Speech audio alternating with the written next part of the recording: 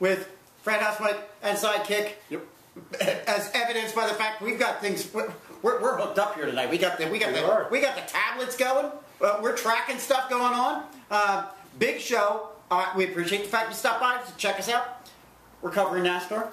Yep. We're covering baseball. Yep. We're covering the NHL playoffs. I got it going live over here. Yep.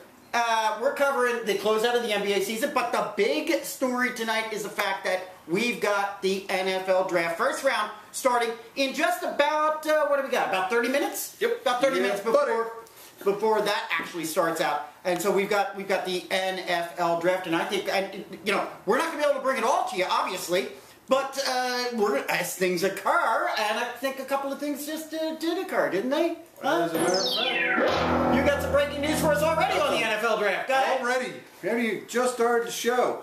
Apparently, it looks like, according to multiple sources, Jay Glazer, Adam Schefter, and Mike and Mike crew, Cleveland has traded up with the Vikings. Right.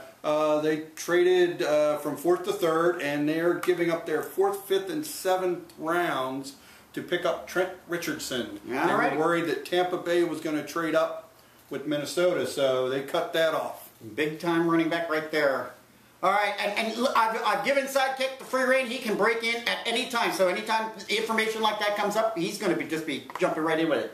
Now, obviously, we're not going to be able to report, like I said, everything on it. So we're going to be doing a lot of recap next week when we get back here on what exactly is going to go down over the next number of days. And in fact, if I'm not mistaken, correct me if I'm wrong, we've got our own Andy Reid scheduled for on the line. He's going to be telling us about the Eagles picks, I think, for next week. And that's going to be here with us next week. I think so. In the meantime, let's go over and take a look at NASCAR. We're going to try to stay pace with our program. We're going to go over and take a look at NASCAR and take a look at that race that took place last week at the Kansas Speedway. Result on that, kind of like Greg Biffle, Denny Hamlin sending everybody a message, and that message is, hey, I'm for real. Guy's won his second race in 8. All right? He's the only 2-time winner so far of the entire crew, along with Tony Stewart. And if I'm not mistaken, I mean, I think we saw from last year with the chase, and with the way the new formation was with the chase, it really only took about 2 races for guys to get into the chase. So, in fact, Hamlin could be in pretty good shape. Of course, we'll have to wait and see how things shake out. I'm an excellent driver. He was, yes. Yes, indeed he was. So, you would think that both, if things stayed kind of the way they were last year, that Stewart and Hamlin are probably in pretty good shape. Others who came in the top 5 at Kansas last week, Martin Truex came in 2nd, Jimmy Johnson was 3rd, Mark Kenseth came in 4th, Greg Biffle with another top 5 finish. Take a look at the top 5 on the leaderboard there. And there you go. Greg Biffle continues to lead in number 1 with 312 points. He's followed by Martin Truex Jr. with 297. 2 points, just 2 points behind him. You got Matt Kenseth, 295. Dale Jr., 4th with 291. Denny Hamlin comes in 5th with 289. This week we've got a race on Saturday night. I like night racing. And that'll be at Richmond International Raceway. Coverage is on Fox beginning at 7 o'clock. All right? Over to Major League Baseball. And things are starting to settle down a little bit. Starting to look a little bit more kind of normal, I suppose, if you want to say that. Nonetheless, every week we've got some improbable things that occur. And so that kind of leads us to our Week 3 surprises in Major League Baseball. Those things that were improbable. And I continue to keep the Orioles up there leading the AL East as a little bit improbable. We're going to talk about the AL East in a moment. How about the Cleveland Indians? They took over that AL Central spot. We got to keep Bobby Valentine in there this week. And those Boston Red Sox, who following last Saturday night's game, last Saturday night, they had a 9-0 lead on the Yankees. 9-0. And then ultimately ended up losing 15-9. And Valentine was quoted after the game as saying, I think we've hit bottom. If this isn't bottom, then we're going to find some new ends of the earth. Incredible mess. I'm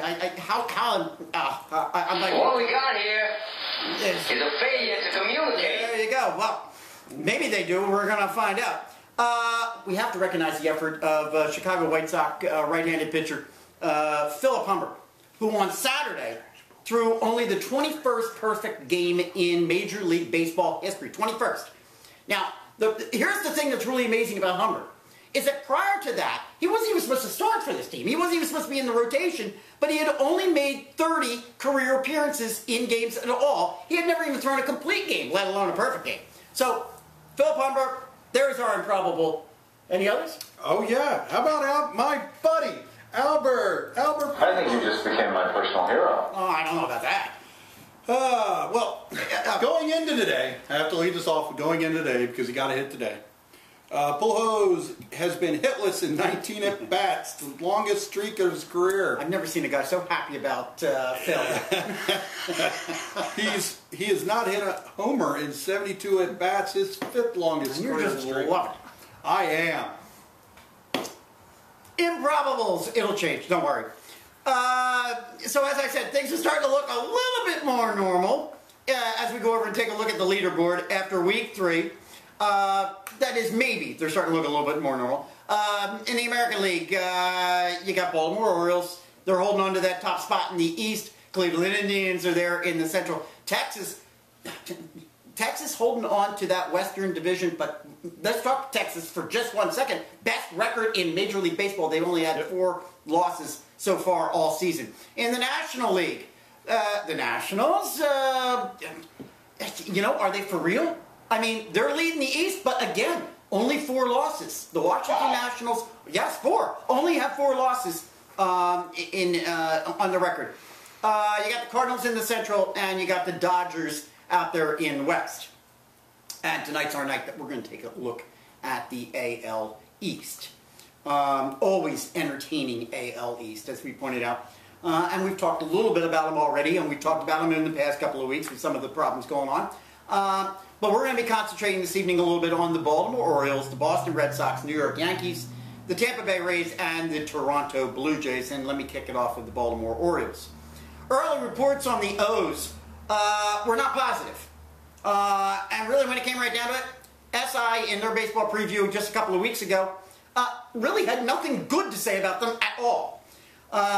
So at this point right now, I'm kind of digging it because I'm a little bit of a closet Orioles fan. They're making the talking head analysts look a little bit foolish. And I find it rather interesting that really nobody is actually talking about the O's at all. They're not talking about the Orioles. They're not saying, oh, we made a mistake. Oh, well, they're for the real. Oh, they're not for real. There's really very little talk about them at all. Let's take a look at their pitching rotation, which really isn't half bad. It's led by Jason Hamill, who SI reported, here you go, SI reported in that preview issue, was going to get torched, is what they said in the AL. He was going to get torched. Right now, he's leading that rotation with a 1.73 ERA. Center fielder Adam Jones, who SI stated whether he can be a, quote, great player is becoming more and more a question. Well, he's leading the team with a 306 batting average, 342 on base percentage, and a 611 slugging percentage. Now, you back him up with catcher Matt Whiters, who's hitting 291 himself, and a 636 slugging percentage. And that guy, really, Whiters, should be a hands-down favorite, in my opinion, for the AL All-Star. I guess we have to wait a little bit, but I'm going to tell you right now, there's no way. If things continue this way, I would not pick the O's to come in 5th, as SI did. What do you got on the Bo Sox? The Botox. 7-10, 4 games out. We got pitcher Josh Beckett, who has leading the team with an ERA of 4.56. And that's the lowest for any of their starting pitchers. We got designated hitter Big Papi David Ortiz, leads the team in batting average, on base percentage, and also in hits. We got left fielder Cody Ross, who leads the team in home runs and RBIs. And I just wanted to call out this special guy, pitcher Melancon. 2 innings pitched. This guy's given up 10 hits, 11 earned runs, 5 home runs, with an ERA of 49.5. Yeah, pretty tough on a guy who's only pitched 2 innings, really. Let's talk about real quick just a few of their others. But it just goes to say their pitching rotation. The rotation is horrible. When you look up and down the lineup, it's really not that bad. There's a lot of household names in there. But it's the pitching that is killing this team right now. Clay Buchholz, who's one of their starters, ERA nearing 9. John Lester has an ERA of 6. You already mentioned Beckett. This team has got to get their pitching put together somehow or another. I don't know if that's Valentine's forte. We'll find out. Let's go take a look at the New York Yankees, huh? And if you looked up and down this lineup, I was just talking about names you know. My God, you know, talk about household names. Let's kick it off with Derek Jeter. Are you kidding me? This guy's hitting 420. 420 he's got with 81 at-bats. Mark Teixeira, 286. Robinson Cano, 267. Nick Swisher, 264. Curtis Granderson, 257. Okay, this is a good lineup and a household name lineup. Where are they getting killed? They're suffering from Red Sox flu. Seriously, all right? Oh, I forgot one of my favorite guys. Hey, how about Raul Bañez? Let's take a look at Raul Bañez's numbers. Former Phil, right? So far, he has started all of but 4 games. He's got 48 at-bats, 3 home runs, 11 RBIs, and a 271 batting average. All this for $1 million. That's what they got him for. Seems to me the Phils could use a little bit of that power right about now. Ooh, all right. Who else is? Don't start with me. All right. Let's take a look at that. Let's take a look at that starting rotation, though. Phil Hughes has an ERA approaching 8. How about CC Sabathia over 5? Hiroki Kuroda nearing 4.5. All right. The best thing they've got right now is Ivan. I want to call him Supernova. Ivan Supernova, who is the only starting pitcher right now without a loss and a 3.79 ERA. So much for the era of pitching, huh? In the AL East. Yeah. I'll tell you right now, if this stays the way it is, I think it's anybody's division to win. You got a ray of hope for us over there with Tampa Bay? Yeah. A ray of hope. Well, they're 12-7. Yeah, exactly. They've got pitcher David Price, who leads the team with the ERA of 2.63 and also has 3 wins. We've got right really? fielder. You haven't heard that in a while. I know. Right fielder Matt Joyce, who leads the team in batting average and home runs. And then we've got third base person Eva Longoria with a .309 average, who leads the team in hits. Mm-hmm. This is one of those teams that I'm going to tell you right now, I put my good value seal of approval on. They've got the lowest payroll of any of the teams in the AL East at $61.9 million. And I'm going to tell you right now, if things continue to stay as unstable as they are in the AL East, which I think is a possibility, this team could make a run at it. Look for it. Toronto Blue Jays. SI referred to the Jays. Could SI be any more wrong than they were this week? I don't know. In their preview issue, SI referred to the Jays as a, quote, improved team and a, quote, unquote, sleeper in the AL East. Well, I got to tell you right now. They're sleeping. Yeah. The only thing sleeping about this team is me, and that's if I'm forced to watch them. Yeah, you got a few standouts here. All right, you got third baseman Brett Laurie. Okay, he's hitting 292. You got their designated hitter, Edwin Encarnacion. He's hitting 284. But an improved team? I think not. All right? Their pitching makes them somewhat interesting. All right? Hey, you got Kyle Drabek on there. Give me Kyle Drabek back for the Phils. I never wanted them to move him to begin with. He's their ace right now with a 2.25 ERA. Ricky Romero with an ERA in the low 3s. What's keeping them going right now is their pitching. Good enough to contend? I don't think so. All right? I'm sooner likely to take the O's or the Rays out of the AL East. Where do you have the AL East going? You know, I like your picks. I think I'm going to go with the Rays because I think the Orioles may falter here. I'm going to tell you right now, I don't think you can. You cannot overlook that New York Yankees lineup. I think in the end, the Yankees will pull it out. They're going to get their act together. You got to give it to the Yankees when you look at that lineup. Alrighty, hey, NBA. Yeah. Yeah, I know you're excited. Hey, tonight's the last night. Tonight's the last night of the season. We got 13 games being played. Playoffs? Yeah, We'll be. Playoffs? We're talking You kidding about me? Playoffs? We're going to be talking playoffs next week, actually, because we still have 13 games left tonight, okay? And we'll run them all down for you next week. Now, I would think that some of those playoffs are going to be started, but that's all right. We'll run it down for you. It'll just be early on. And I've been talking for weeks and weeks and weeks that the Chicago Bulls are the best team in the NBA. But I got to tell you something. In the past week and a half, you got to sit up and take notice of the San Antonio Spurs. That team is ending the season probably, in my opinion, the hottest team in the NBA. And when you take a look at the leaderboard, in the NBA. Yes, you've got Chicago up there with a 49-16 record. But San Antonio is right behind them with the exact same record. Oklahoma City Thunder at 47-19. The Miami Heat are 46-19. The Lakers 41-24. Boston Celtics are at 38-27. And more than likely, those 6 teams are going to get their top seeds in their respective divisions. So those are the current standings. We'll be talking playoffs. I know you were eager to jump in on it tonight. You were ready to go with that tonight. But on it. I had to gag them. We're going to wait until next week. NHL playoffs. I've got the Senators and the Rangers running over here right now. At the end of the first period, it is 0-0. That's a Game 7 that's going on in the East. We got a mixed bag going on, though. The entire Western Conference at this point right now, they've completed the first round. They're done. Yep. All right? Eastern Conference, as I just pointed out, still has 2 Game 7s remaining. One is tonight between the Ottawa Senators and the Rangers. And, of course, then you've got the New Jersey Devils and the Florida Panthers playing in about, I guess, 45 minutes or so. But let's take a look at the Western Conference since that is set, and they'll be starting up probably in the next couple of days.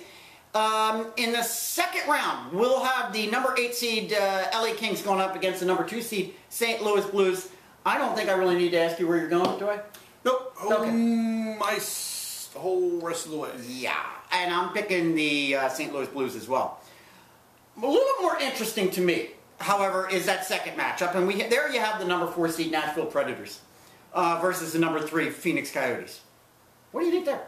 I'm going with the Coyotes on that one. You're going with the Coyotes. And I got to tell you, what I saw from the Predators, I actually think, and I put it up on our Facebook page the other day, I really think this team might end up being the Western Conference rep for the Stanley Cup Finals. The goaltending is phenomenal, and that team is just on fire when you watch them. Exciting, explosive, fun to watch. Over on the East, the Flyers finished up their series with the Penguins in fine form. They won that one 4-2. And Washington Capitals, incredible game last night in overtime. Game 7 beat those Boston Bruins. Yes, loved it. Yep. Beat them, all right, in overtime. So the East is a little more intriguing. As I pointed out, we still have those 2 games left. So we'll see how that fares on. And we'll bring you all the matchups in the Eastern Conference next week, and we'll bring our picks. Even if the series has started, we're going to bring you our picks anyhow, and we'll be honest about it. I promise. Alrighty. You know, I got to tell you, I've been thrilled this week with the activity on the Facebook page. Really have been. A lot of great posts, a lot of good information. People bringing us information that we didn't know about before. People telling us stuff, funny comments, great stuff. And I'd like to think that some of it is coming from the fact that we're promoting this and telling you, hey, please get out there and give us something we didn't know about. Now, I know you and I post frequently. I post probably at least 2, 3, 4, 5, 6 times a day with different stories. But it's great to see and respond to. And we read them. We read them and respond to many of them that are put up there by our friends. And I encourage you, please, go get 2, 3, 4 of your friends to like the page as well. And we're just going to, keep this kind of thing going. Chat. Yeah. Hey, Frat House Facebook post of the week this week, though. We got to give it to our buddy Lee, all right? Who last weekend, he began posting info to us and to all of our friends about one of the big UFC fights that took place last Saturday. I think you know a little bit more about that. Which fight was that? We had the UFC 145. It was now the name Jones and Rashad Evans. Yes, okay. Sorry. Now, Lee's a big MMA fan, and I got to be honest, I'm not as much. So I appreciate it when our fans jump in there and give us information that, well, just, maybe it's something I don't follow, maybe it's something Sidekick doesn't follow. Sidekick does follow this one a little bit. But after that posting, I told Lee that he was now our Frat House's designated MMA reporter, and wow, he took that responsibility seriously last night. He put up a post last night where, he reported on, I don't know, do you know more about what he posted on? It was something about a couple of the fighters and some testing that was done and things like that were going back and forth. So yeah, apparently the guy that just put the shellacking on Brock Lesnar apparently now is not coming up good on his test. Right, exactly. So, and he's been shirking him and doing different things, so all of you out there right now who are MMA fans, here's the deal. You got to be checking in with Lee's post, because we're going to be expecting him. We've put you on the spot now, Lee. You got to be regular and be giving us those posts, all right? You guys got to jump in this week, and you might end up on here on the big screen next week as well. chance to go ahead. I do have an update real quick. It looks like the Jaguars are trying to get a deal done with Blackman. Okay. So they can get him before my Rams get him. Damn it! There you go. There you go. Okay. We haven't done one of these in a while. No. We haven't had a chance to do one of these, something we call 5 minutes outside the frat house. And you want to describe this a little bit for a second? Because this is really your initiative. Yeah. Saturday, we went down to Citizens Bank Park. The Philadelphia Phillies had because it was Earth Day and that, had a e-recycling event. Take your electronics down there. Right. So took a truckload. We took a truckload of stuff down. Yeah, we filled out our buddy Brandon's truck with some electronics. Went down there, hung out with the Fanatic for a while. You can see that. And made us feel welcome. Was all over the truck, ready to drive away in it. Yep. So you never know where you might see us pop up. All right. All right. That's our show for this week. Stay in touch. All right. And I'm reminding you, keep us real, keep us live, keep us going. See you next week. Boy, this is not going to be. This is a nail biter right here. They're going to be bumper to bumper on the white flag. Truex dives to the bottom. Hamlin up top. It's a bonsai. It was a dive bomb move. And it gets Truex. Whoa, he's sideways. He was within a car length. You know what he said? Mike, he said, this is my shot. I got to go now. I think that's all he had. One lapped car in front of them as two Toyotas duel to the finish on the final lap in Kansas. Jimmy Johnson 3 back. Here goes Truex again. He's going to try it. Right down to the bottom. They're almost even. He slides up a car length back, and that's all he's got. Denny Hamlin gets his 19th career Sprint Cup win and his second of the season. Yeah, Truex tried it, but he couldn't make it stick.